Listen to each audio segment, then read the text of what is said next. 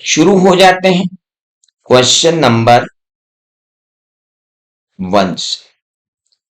पढ़ने से लेके लिखने तक का सफर कितने मिनट में तय करते हैं, जरा वो देखना है अपने को स्टॉप वॉच पे, क्योंकि वो बहुत जरूरी है। आइए जरा अपनी अपनी स्टॉप वॉच को अपने अपने साथ रख लेते हैं।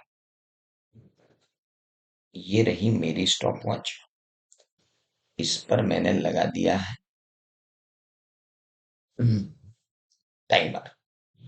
देखो भैया, ये जो सूर्यकांत भैया वाला क्वेश्चन है, इसका साइज देख के आप समझ जाओ कि ये 3 नंबर का क्वेश्चन है। और 3 नंबर का क्वेश्चन करने के लिए अपने पास कितने मिनट है बाबू? सिर्फ 4 मिनट, 4.5 मिनट, है ना? 4.5 मिनट में इस क्वेश्चन को पढ़ना भी है और 4.5 मिनट में इस क्वेश्चन को लिखना भी है। आज अपने पास सब कुछ एकदम परफेक्टली अवेलेबल है। चलो, 4.5 मिनट के अंदर इस बेचारे को पढ़ना भी है और लिखना भी है। चलिए, अब आपके सामने लगा देता हूँ घड़ी, इसको कर देता हूँ ऑन। किधर से होगी मुझे ही नहीं दिख रही। Let's start. शुरू हो गई या now the stop watch started. 7 second तो निकल गए, जोड़ लेंगे बाद में। 15 सेकंड हो गए, कोई बात। CAP Suryakantam has conducted audit of accounts of an entity for a particular year. ICAI has issued a letter to him relating to certain matter concerning audit.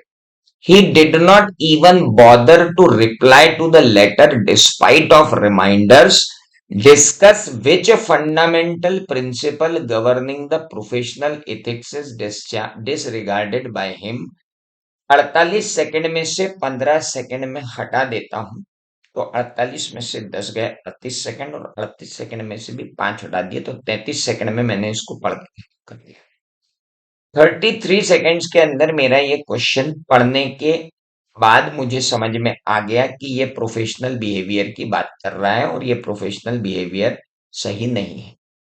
सबसे पहले मैं इसमें क्या लिखूंगा मेरे दोस्त? तो आज अपन एक नया तरीका निकालते हैं, जिस तरीके से हम आंसर को स्ट्रक्चर करते हैं। हम एग्जाम में उठाएंगे अपनी पेंसिल और उस पेंसिल से सबसे पहले लिख लेंगे कि हमको इसमें क्या लिखना है। पहली चीज जो मुझे इसके अंदर लिखनी है, मैं इसको स्टॉप करता हूं। मैंने 30 सेकंड के कैलिब्रेशन पर इसको पढ़ लिया है और अब इसको लिखने की मैं बना रहा हूं स्ट्रेटेजी। देखिए, जब आपने क्वेश्चन पढ़ लिया है, तो अब आप जब एग्जाम के पहले अब जब आप पढ़ रहे हो, तो अब आपको सारी चीजें तो मालूम है। अब आप जो है ना, इसको लिस्ट डाउन करो कि आप अपने को इस आंसर को फ्रैक्शन में लो, पेंसिल से लिख लो अपनी कॉपी में। कैसे? सर, मेरे को इसमें दिख रही है इथिकल रिक्वायरमेंट। इथिकल रिक्वायरमेंट के अंदर मुझे इसमें दिख रही है क्या? Professional behaviour. और एथिकल रिक्वायरमेंट ऐसे 200 में भी दी गई है और SQC 1 में भी दी गई है। तो मुझे इन 3 चीजों को मिला करके आंसर को लिखना पड़ेगा, ये मेरा कहना है। इतना पेंसिल से अगर अपन ने लिख लिया ना, तो अब जब अपन लिख रहे होते हैं ना, तो क्या हो जाता है, कई बार बड़े उत्साह में आ जाते हैं, कई बार हम प्रेशर में आ जाते हैं, कई बार हम नर्वसनेस में आ जाते हैं ना, तो फिर हम भूलेंगे नहीं कि यार हमने डिसाइड किया किया था। आप मेरी बात समझ रहे हो? पेंसिल आप लेके जाते ही हो, पेपर पे पेंसिल से मत लिखना, कॉपी में पेंसिल से लिख के मिटा देना। लेकिन ये जरूर डिसाइड करना कि सबसे पहले मैं इथिकल रिक्वायरमेंट का हवाला दूंगा, उसके बाद मैं प्रोफेशनल बिहेवियर का हवाला दूंगा, फिर मैं ये लिखूंगा और फिर मैं इसको कोरिलेट कर दूंगा। समझ में आया? Professional behaviour, ethical requirement, professional behaviour, ऐसे 200, SQC1, इतना सब पिरोकर मुझे लिखना है कितने मिनट में? आधा मिनट तो मैंने बर्बाद कर दिया पढ़ने में। अब बचे कितने मिनट मेरे पास? 4 मिनट। उस 4 मिनट में अपन इसको आराम से लिख सकते हैं। देखो अब लिखते हैं, आराम से 4 मिनट में लिखते हैं। मैं इसको स्टैंड पे नहीं रख रहा हूँ, आप अपने अपने मोबाइल अपने पास रखो, मैं यहाँ पर अपना स्टार्ट कर लूंगा, आप भी अपना स्टार्ट कर लेना। अब इस क्वेश्चन को लिखने की कोशिश करते हैं कितने मिनट में? 4 मिनट। चलिए, let's start and finish it off within 4 minutes.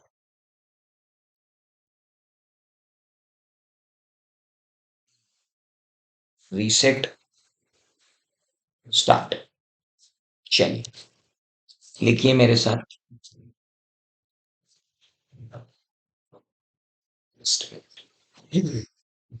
फिर से पहले मैं ये मिटा लूं। कैलिब्रेशन बहुत जरूरी है सर पेपर पूरा करने के लिए, ये ध्यान रखा जाए। Let's start it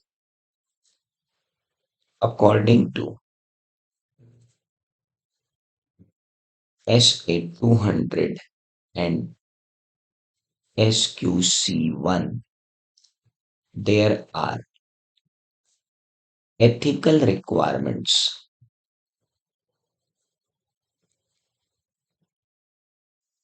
for an auditor.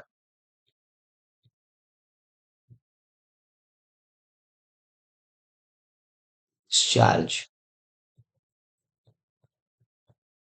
his duties. One of the ethical requirement is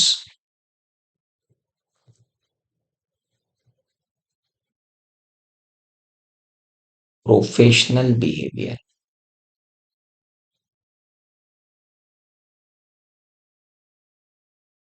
It requires that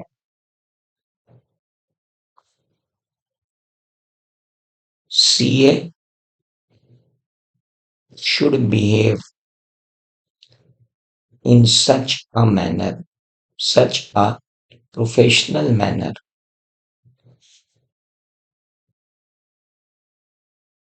which brings repute to the profession,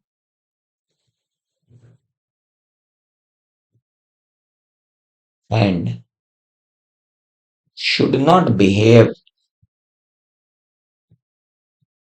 carelessly, which may result in bringing disrepute to the profession.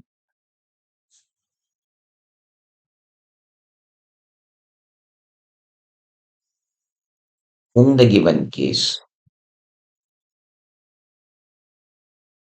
despite of reminders, member CAP Suryakantam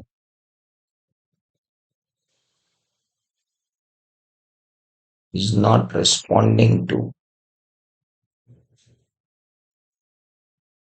letter of ICA.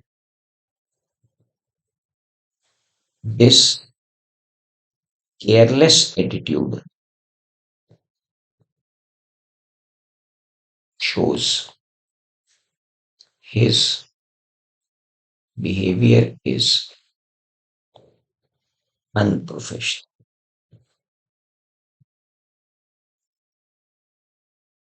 आप फिर output पे concentrate. Which fundamental principle governing professional ethics is disregarded by him? He disregarded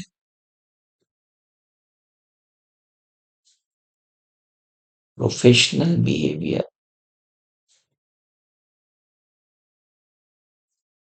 one of the fundamental principal.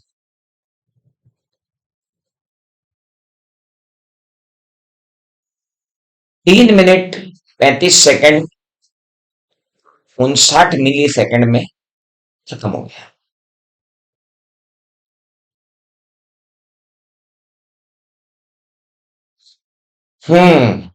Calibration is required.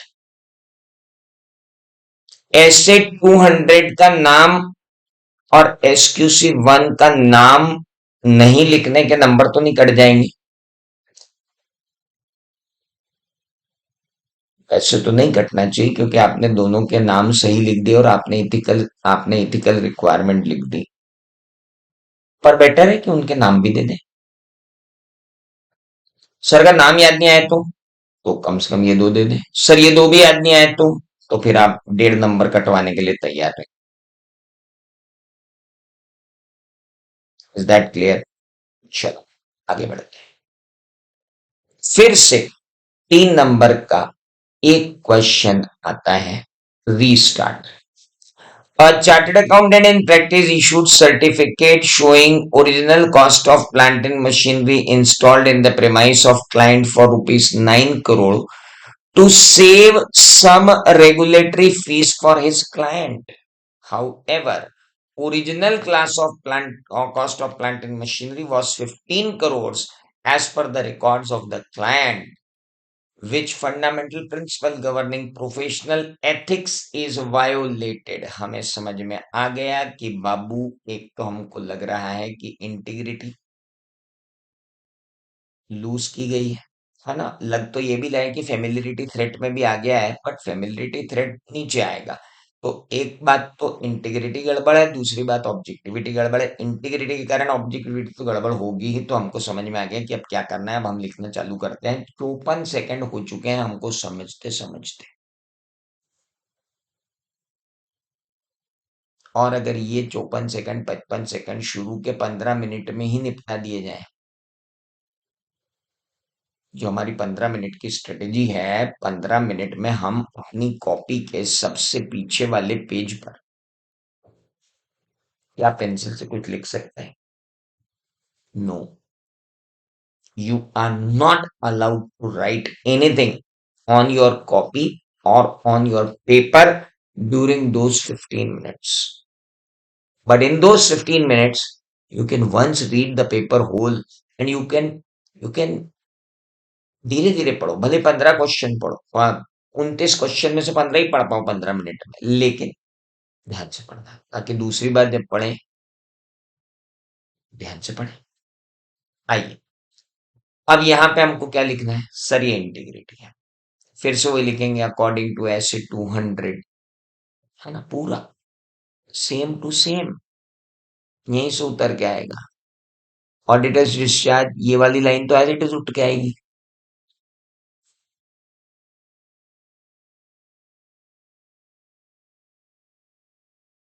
तो as it is आएगी।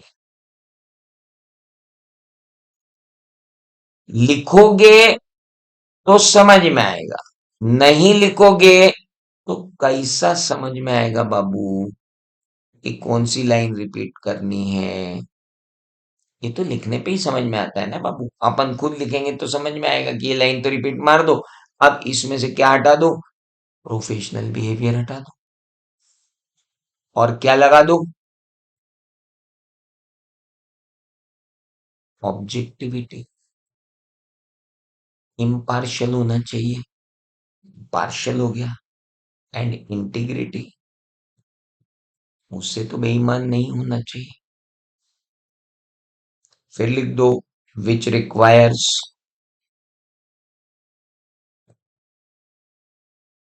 Auditor should honest, sincere, and should be unbiased and free from any influence. फिर लिख दो in the given case auditor became partial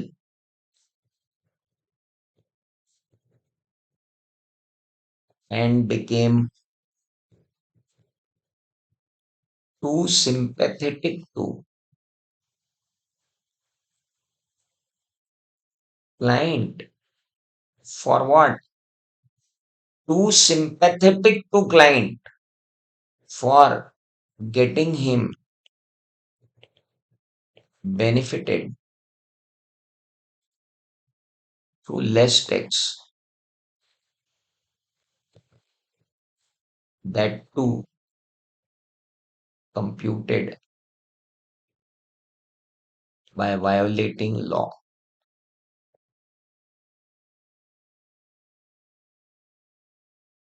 क्या पूछा था? Hence, he has violated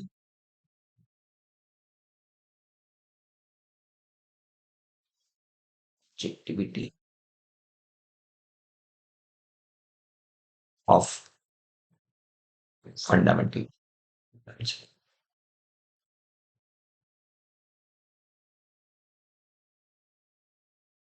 low sir, ये हो गया आंसर। आंसर लिखोगे तो आंसर लिखना आएगा, आंसर पढ़ोगे तो आंसर लिखना नहीं आएगा, आंसर लिखकर ही आंसर लिखना आएगा। आइए तीसरे पे चलते हैं। Test your understanding. CA Raman Gupta, फिर से लो आपका calibration, take again, restart, start.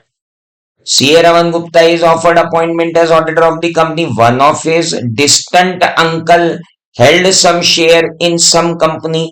Holding of such share by a distant relative is not prohibited under the provision of law, nor does it affect the independence, but he could accept the appointment. Before he could accept the appointment, he received unfortunate news of death of his uncle who had died without any children.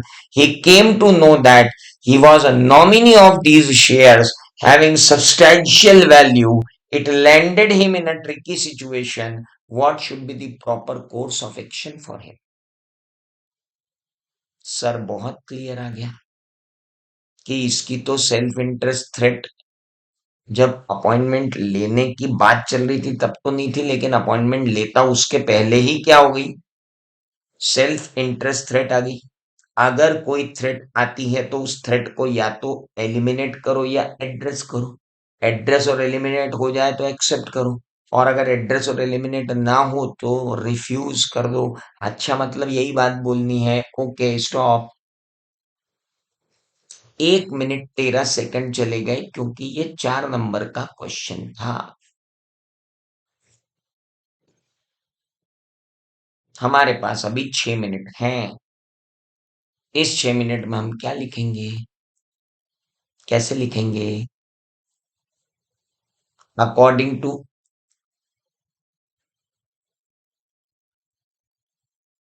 SQC1, there are certain threads to independence.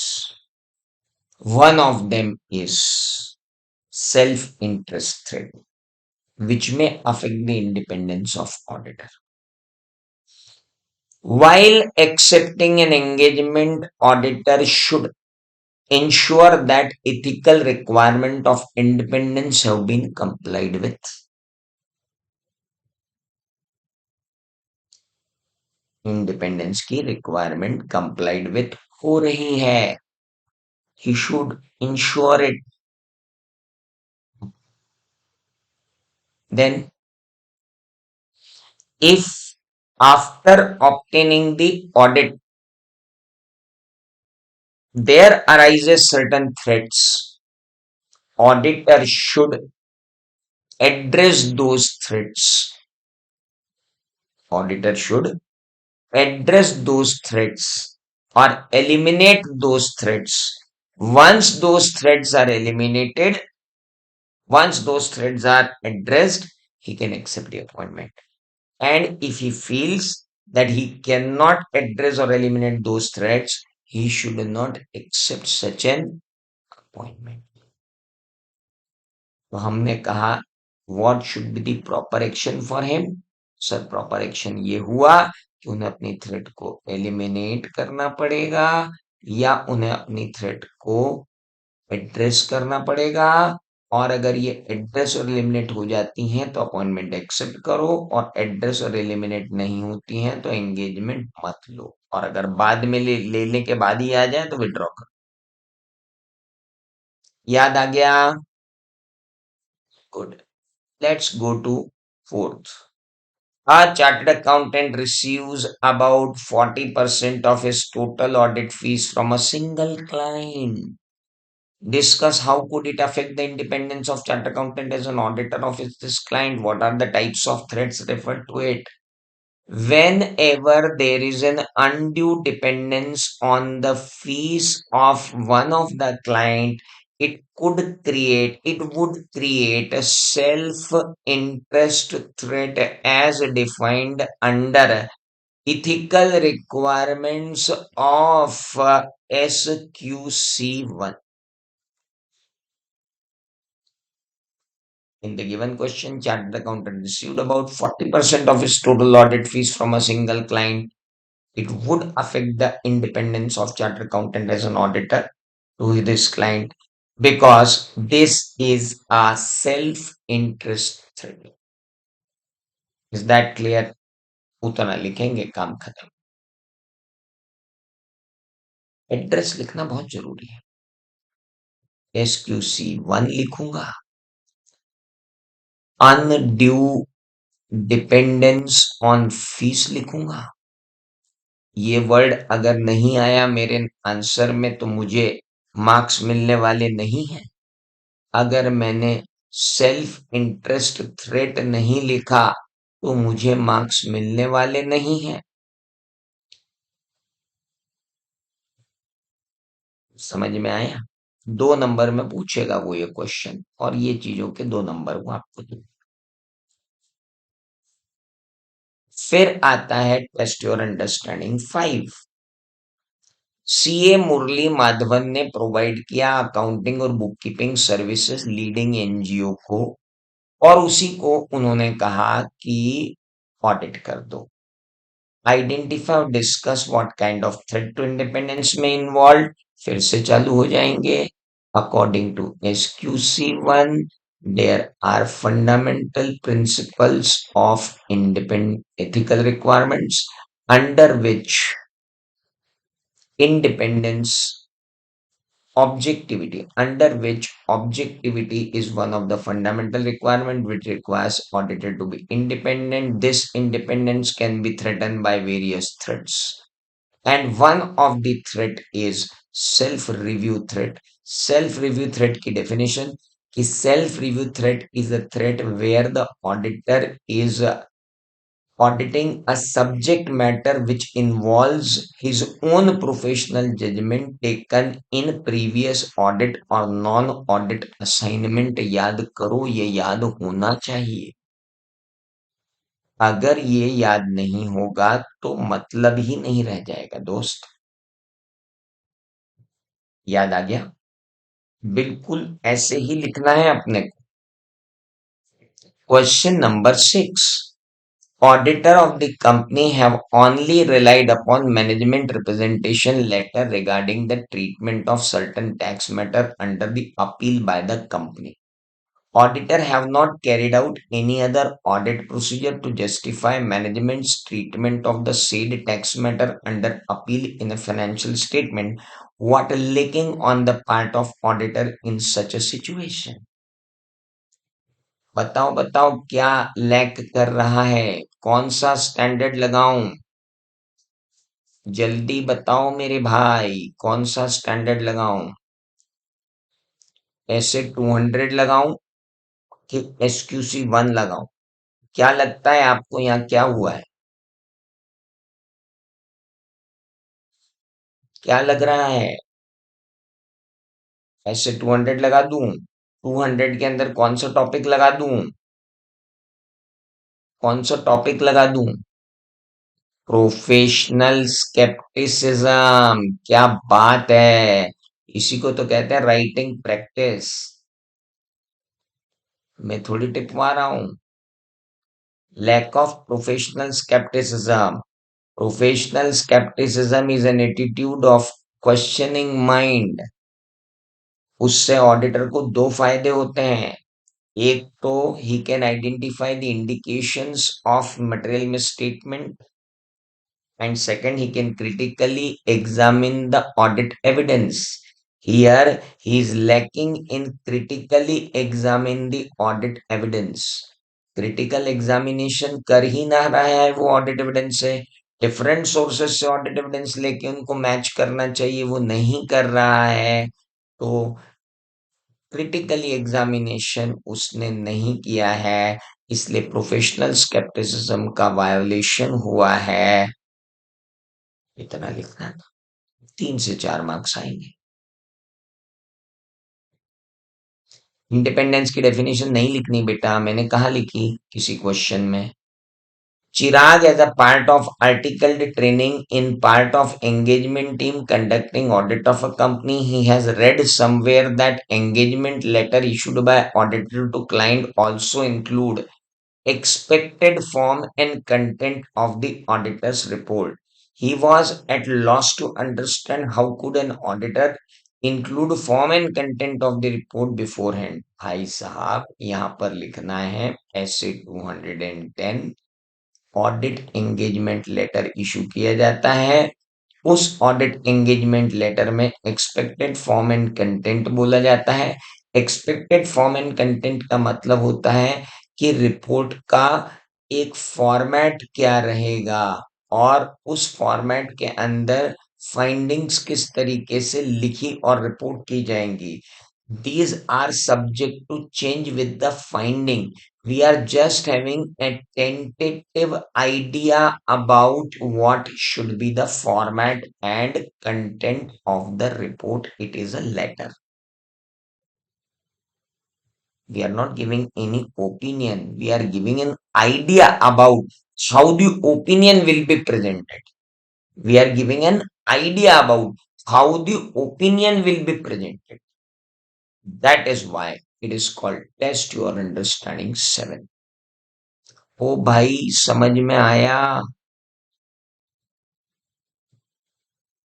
आप लोग कहते हो ना practice कैसे करें, तो ऐसे करें प्रैक्टिस। ये प्रैक्टिस करने का तरीका है, ये लिखूंगा, ये लिखूंगा, ये लिखूंगा, ये लिखूंगा, ये लिखूंगा। पहले आपने ये डिसाइड कर लिया कि मैं ये लिखूंगा, उसके बाद स्टडी मॉड्यूल देख लो, क्या ये लिखा हुआ है, या मैंने जो बताया वो यही लिखा हुआ है। That is requirement. नेक्स्ट पे आते हैं। Management of the entity feels that it is not necessary for it to give in writing explicitly to the auditor that it understand its responsibility for presentation and preparation of financial statement in accordance with applicable FRM. Discuss whether it is necessary for management to do so in case management refuses. Why should an auditor should not accept the proposed engagement? पहले तो लिखना पड़ेगा ऐसे 210, फिर लिखना पड़ेगा कि objective of ऐसे 210, फिर लिखना पड़ेगा कि preconditions to an audit होती हैं। Preconditions to an audit में एक होती है मैनेजमेंट की रिस्पॉन्सिबिलिटी, और अगर मैनेजमेंट ये रिस्पॉन्सिबिलिटी फुल नहीं करता है तो प्री कंडीशंस नहीं होंगी। प्री कंडीशंस नहीं होंगी तो ऑब्जेक्टिव पूरा नहीं होगा। ऑब्जेक्टिव पूरा नहीं होगा तो मैं ऑडिट एंगेजमेंट ही नहीं लूंगा। थोड़ा लॉजिकल समझा करो चीजों को। ऐसे 210, फिर उसका ऑब्जेक्टिव, फिर प्री कंडीशन में कंडीशन कि मैनेजमेंट एक्नॉलेज करेगा कि वो सब करके देगा, और अगर मैनेजमेंट ये नहीं करता है तो प्री कंडीशंस फुलफिल नहीं हो रही है। प्री कंडीशंस फुलफिल नहीं हो रही है तो हम ऑडिट एक्सेप्ट नहीं, because there is no common understanding between auditor and audit. समझ में आया? गुड। इसके बाद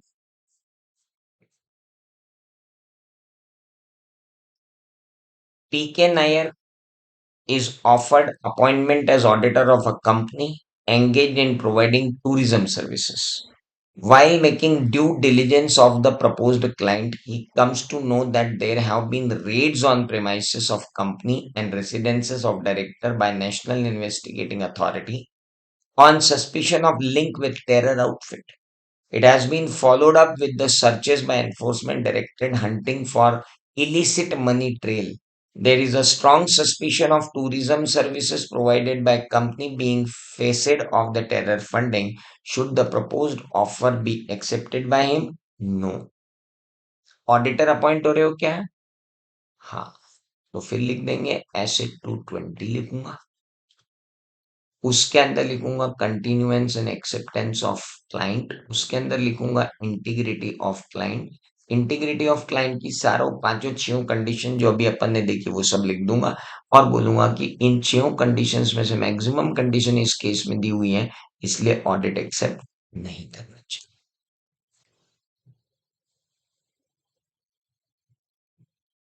ओए होए, क्लैरिटी आई, कॉन्फिडेंस आ रहा है।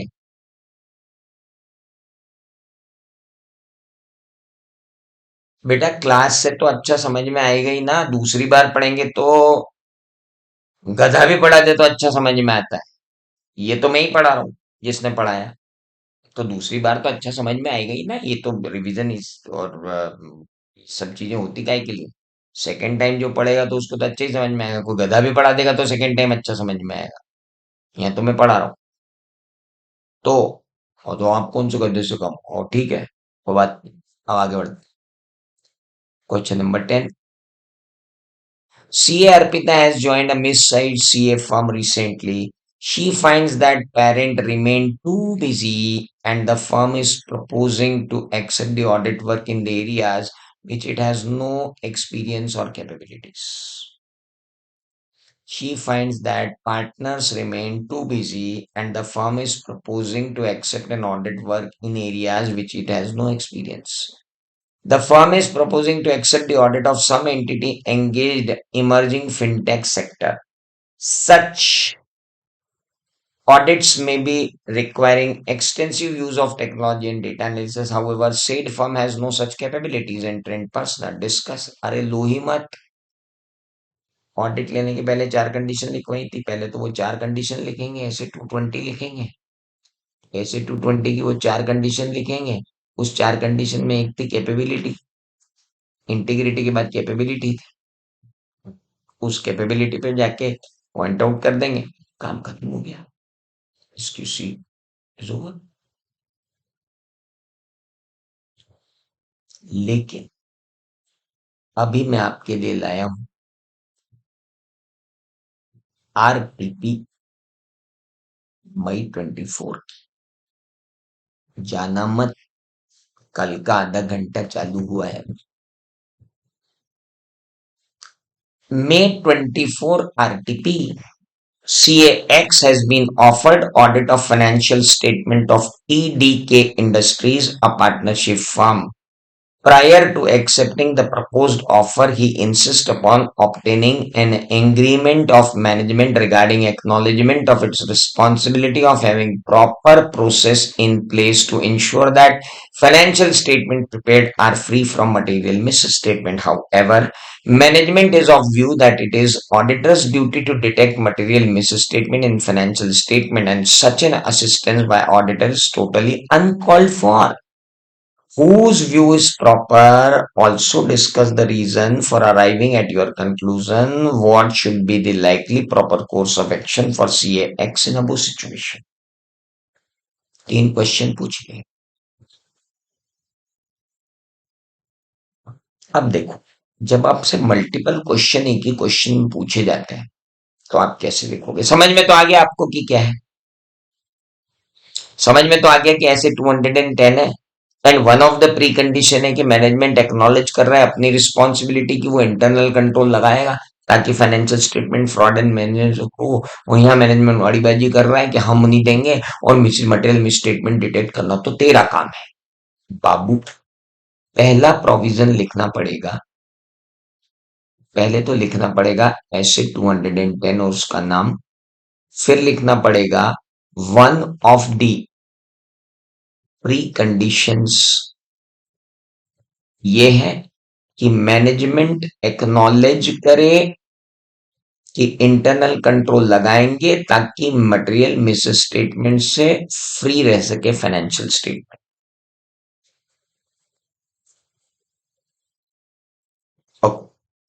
दूसरी बात, ऑडिटर का ऑब्जेक्टिव ऐसे 200 में रीजनेबल अश्योरेंस लेना है, फ्रॉड डिटेक्ट करना नहीं। तो दूसरा काउंटर भी हो गया। What would be the proper course of action? Proper course of action ये है कि मैनेजमेंट से इंटरनल कंट्रोल के बारे में प्री कंडीशंस ली जाएंगी। अगर प्री कंडीशंस दे दी जाती हैं तो ऑडिट एक्सेप्ट किया जाएगा, और प्री कंडीशंस नहीं दी जाती हैं तो ऑडिट एक्सेप्ट नहीं किया जाएगा, जिसको आप आंसर बनने दे दी। लेकिन ऐसा नहीं है कि तांगे के घोड़े की तरह गए कि ऐसे 220 है तो ऐसे 220 लगाऊंगा, 200 नहीं लगाऊंगा। लगाना पड़ेगा, 200 भी लगाना पड़ेगा, जब जब जरूरत पड़ेगी 200 भी लगाना पड़ेगा।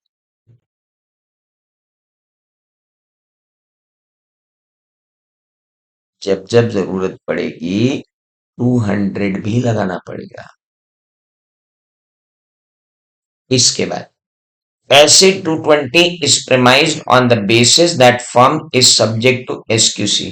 What do you understand by given statement? और इसमें तो सिर्फ ये डिस्कस करना है कि SQC 1 फर्म लेवल पर पॉलिसी प्रिपरेशन का काम है, इम्प्लीमेंटेशन का काम है, मेंटेनेंस का काम है। लेकिन ऐसे 220 विच इज प्रिमाइज्ड ऑन ऐसे SQC 1 is what it is doing. ये जो SA 220 है ये SQC 1 पर बेस्ड है, और SA 220 इंश्योर करता है कि जो पॉलिसी एंड प्रोसीजर्स डिसाइडेड है, डिजाइन, इम्प्लीमेंट और मेंटेन्ड है as a quality control policy and procedure, they should be applied at engagement level and it is ensured by engagement party। इतनी सी बात करनी, आप RTP पढ़ के देखना, आपको इतनी बातों में ही काम खत्म है। यानी अपन ने जो SA 220 और SQC दोनों का इंटरनल कंट्रोल की बात समझ में नहीं है। अरे बावले आदमी, ये देखना या लिख तो रहा है, obtaining agreement of management regarding acknowledgement of its responsibility of having proper process in place to establish कि financial statement prepared free। भाई ऐसी कौन सी प्रोसेस होती है जिससे free from material miss statement होता है? अगर रटा नहीं है तो आपको पता चल जाना चाहिए कि इंटरनल कंट्रोल है, और अगर आपने रटा है तो फिर आप इंटरनल कंट्रोल को पहचान ही नहीं सकते। उन्होंने इंटरनल कंट्रोल को दूसरा बना के दे दिया, गूगली डाल दी, एकदम बेहतरीन वाली। कुलदीप यादव की समझ में ही नहीं आया कि प्रॉपर प्रोसेस क्या हुई। बावले, proper process in place to detect material misstatement मतलब दर्शन बाबू क्या कहलाएगा ये? Internal control. Got it? चलिए, इसके बाद हम आए सितंबर 24 की आरटीपी पे। एबीसी एंड एसोसिएट एक ऑडिट फर्म है जिसने approach by a prospective company client that has been business about 10 years to conduct an audit of its financial statement. Before accepting the audit engagement, the firm want to access the integrity of prospective client। ओए होए होए होए होए, और ये तो वही 6 चीजें पूछ ली अपने से। SA 220, एक्सेप्टेंस एंड कंटिन्यूएंस, उसके अंदर इंटीग्रिटी ऑफ क्लाइंट, उसके अंदर वो 6-7 चीजें जो अपन ने अभी बात। सीधा answer, direct, direct answer. September 24 की आरटीपी भी खत्म करती। और सुनो, अलग से डंका बजा के मैं कोई आरटीपी करवाने वाला नहीं हूं। ये रही January 25 की आरटीपी, आ चुकी है, यहीं के यहीं खत्म करेंगे। CA Sudhakar has been appointed as auditor of Emro limited. Before accepting the appointment, he learned his cousin he learned that his cousin, who had share in the company and recently passed away without children, named him as a nominee। अभी वहां uncle मरे थे या cousin मरा? Although holding such share through a distant relative does not violate legal provision, this unexpected inheritance places him in a dilemma। कर चुके same to same problem. पहले uncle मरा, अब भतीजा मरा। क्या है, थोड़ा तो दिमाग लगा देते, कोई नया ही क्वेश्चन बना देते हैं। ना ना ना, हम क्यों नया बनाए, हम तो वही देंगे। मेरे प्यारे बच्चों, ये था क्या? 11। अब हम क्या करेंगे? अब हमारा एजेंडा क्या है? आज तारीख क्या है? भाई साहब, 20/11, 21/11, 22/11, 23/11 खत्म हो चुकी। और हमने खत्म कर दिया चैप्टर 11। अब आ रहा है टेस्ट 1, सेल्फ इवेल्युएशन टेस्ट। आपको कल टेस्ट पेपर दे दिया जाएगा। आपको वो टेस्ट पेपर लिखना है।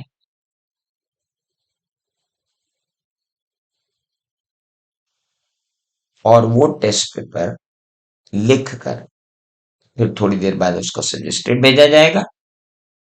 और उस सजेस्टेड को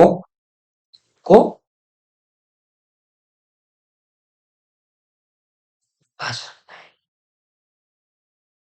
टेस्ट होगा 2 बजे।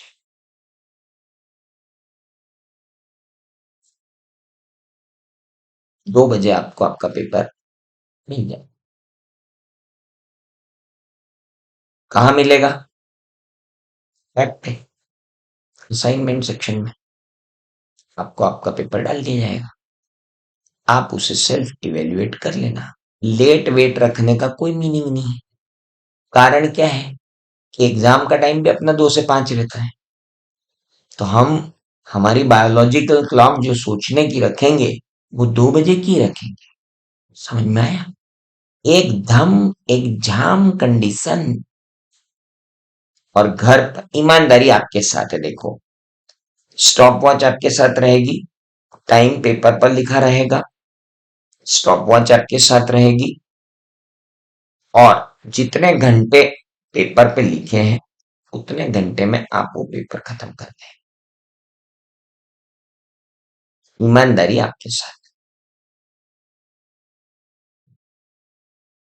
देखो, मेरे तो ऐप के अंदर सब कुछ है कि मैं टेस्ट डाल सकता हूँ, उसके अंदर टाइम डाल सकता हूँ, तुम कॉपी अपलोड कर सकते हो, उसके बाद तुम कॉपी भी अपलोड नहीं कर पाओगे। ये सब अब एग्जाम टाइम में करने का कोई मतलब नहीं है। मैं तो कह रहा हूँ आप टेस्ट दो, ईमानदारी से दो। 2 बजे ही दो, है ना? जरा सी भी आलस मत करना कि हो टेस्ट पेपर तो आ ही गया, मैं 11 बजे ले लूंगा। नहीं, मैं वो टेस्ट पेपर 2 से 3 के बीच में रख के उसको 2 से 5 के बीच में रख के उसको डिलीट मार दूंगा। टेस्ट पेपर भी नहीं मिलेगा, फिर सिर्फ सजेस्टेड आंसर मिलेगा। खाटू काम। 5 बजे पेपर आउट, 2 बजे पेपर इन, 5 बजे पेपर डिलीट। काम खत्म। Bye, good night, tata, see you.